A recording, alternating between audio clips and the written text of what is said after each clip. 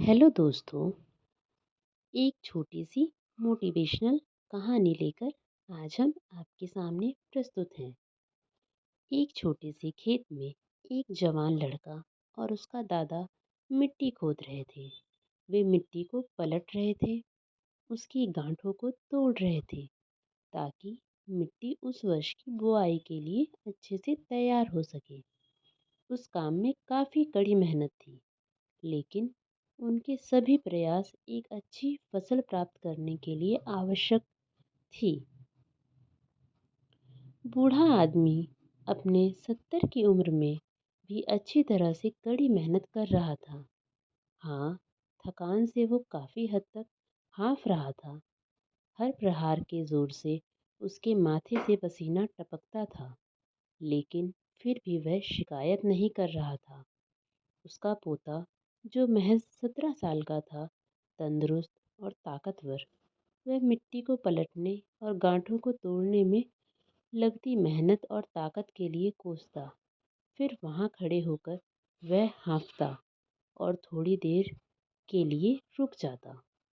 थोड़ा आराम करने के बाद एक बार फिर से काम शुरू करने से पहले शिकायत करता। थोड़ी देर बाद युवा पोता देखता है कि उसके दादाजी ने जितना काम कर जमीन को तैयार किया, वो खुद ने की तैयार की जमीन से बहुत ज़्यादा है। दादाजी, जब आप इतने बूढ़े हो, फिर भी आपने मुझसे इतना अधिक काम कैसे किया? पोता अपने दादा से पूछता है। दादाजी ने उसे जो जवाब दिया, उसकी उसे उम्मीद नहीं थी। जब हम किसी काम को मुश्किल मानते हैं और उसके बारे में ज़्यादा सोचते हैं, तो सच में मुश्किल हो जाता है और हम बिना सोचे जब उसे करते हैं और करते ही रहते हैं, तो वो आसान हो जाता है। पोता थोड़ा अचंभित हो जाता है, इसलिए दादाजी अपनी बात जारी रखते हैं। जब हम अपना समय यह सोचने में बिताते हैं कि कोई काम कितना कठिन है और अभी कितना सारा बाकी है, तब हमारा मन बहाने बनाने लगता है। इन सभी चीज़ों के बारे में सोचना, अपने स्वयं के विचारों के बवंडर में फंसना ही उस काम को हमारे लिए बहुत ज़्यादा कठिन बना देता है। इसलिए समझदारी इसी में है कि वास्तविक रूप से पहली बार में शारीरिक कार्य किया जाए।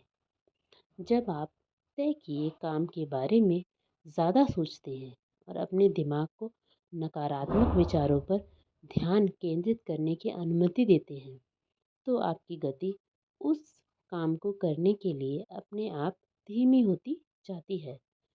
अगर आपको किसी भी काम के दौरान सकारात्मकता बनाए रखना चाहते हैं, तो आपको तुरंत उस काम को शुरू करना चाहिए।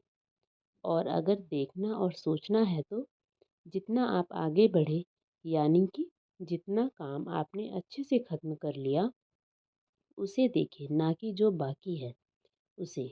उसके बारे में विचार करें। ऐसा करने से एक सुखद और सकारात्मक एहसास आपको उस काम को लगातार करते रहने की ऊर्जा देता रहेगा। धन्यवाद।